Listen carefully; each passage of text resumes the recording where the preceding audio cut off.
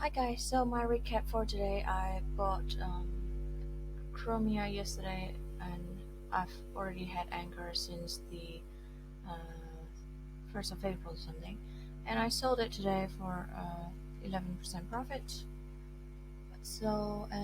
Chromia, I bought it yesterday, I sold it today for another 10% profit. It went up 25% overall, but I ended up selling at 10% profit, so I'm up total.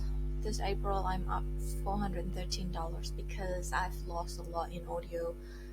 $582 loss. So today I'm planning to grab Luna, which is currently at the lowest MACD. RSI is around 47, so it's medium. It's not the cheapest because it's been going up high and it's just pulling back a little bit.